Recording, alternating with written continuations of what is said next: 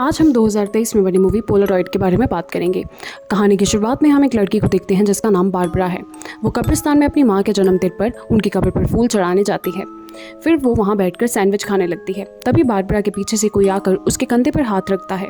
ये लड़की बारबरा की दोस्त है जिसका नाम टिफ़नी है। बारबरा उसे कहती है कि तुमने मुझे डरा दिया। टिफ़नी बारबरा को बताती है कि मैंने तुम्हें बहुत फ़ोन किए, फिर मुझे याद आया कि आज तुम्हारी माँ का जन्मदिन है, तो मुझे पता था कि तुम यहीं होगी।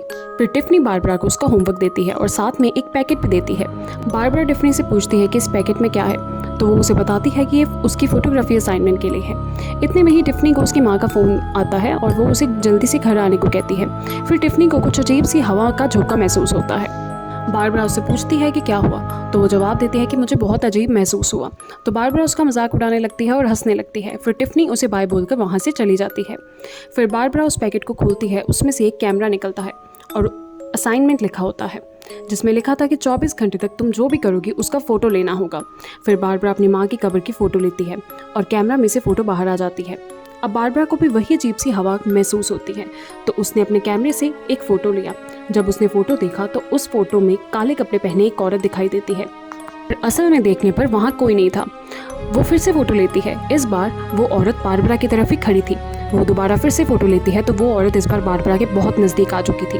ये देख बारबरा बहुत घबरा जाती है और जल्दी से अपना सामान उठाती है और वहाँ से भागकर एक पेड़ के पीछे चली जाती है। अब उसे पेड़ की टहनियों के टूटने की आवाज़ आती है, तो वो फिर से कैमरा से फ़ोटो लेती है तो देखती है कि वो औरत फिर से उसके पास खड़ी थी। वो बहुत डर जाती है और वहाँ से चली जाती है। अब वो टिफ़नी को फ़ोन करके कहती है कि मेरी बात सुनकर मेरा मजाक मत उड़ाना, कोई भूत मेरा पीछा कर रहा है। टिफ़नी ये सुनकर हंसने लगती है, उसे यकीन नहीं होता और वो कहती है कि तुम तो भूतों पर यकीन नहीं करती थी। तो बारबरा कहती है कि अब करती हूँ। फिर बारबरा उसे सब बताती है कि कैसे उसकी हर फोटो में काले कपड़े पहने एक औरत दिख रही है। अब टिफ़नी उस पर यकीन करती है और उसे कहती है कि अपने घर जाओ और सब खिड़की दरवाज़ों पर नमक डाल दो, इससे वो भूत अंदर नहीं आएगी। फिर टिफ़नी उसे कहती है कि मैं भी तुम्हारे घर आ रही हूँ, तो तुम भी घर जाओ। बारबरा अपने घर जाती है। उसी समय उसे गेट खोलने की आवाज़ आती है और फिर से वही अजीब सी हवा महसूस होती है। वो फिर फ़ोटो लेती है तो देखती है कि वो औरत उसके घर तक आ गई है। वो फटाफट अपने घर के अंदर जाती है और सब खिड़की दरवाज़ों के सामने नमक डाल देती है। उसी समय उसके दरवाजे को कोई खोलने की कोशिश करने लगता है, तो वहाँ भी वो नमक डाल देती है, तो आवाज़ आनी बंद हो जाती है। अब उसकी खिड़की अचानक से खुल जाती है और खिड़की के सामने डाला नमक भी गायब हो जाता है। अब बारबरा की ज़मीन पर किसी के चलने की आवाज़ आती है। वो बहुत डर जाती है और फिर से कैमरा निकालकर फ़ोटो लेती है।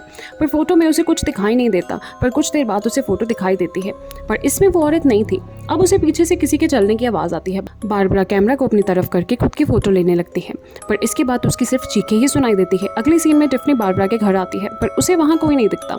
अब वो कैमरा से ली हुई उस फोटो को देखती है तो उसे बारबरा और वो भूतनी नजर आती है। ये देख टिफ़नी डर के वहाँ से भाग जाती है। इसी तरह कहानी का अंत हो जाता है। इस तरह की और वीडियोस देखने के लिए वीडियो को लाइक एंड शेयर करें, चैनल को सब्सक्राइब करें।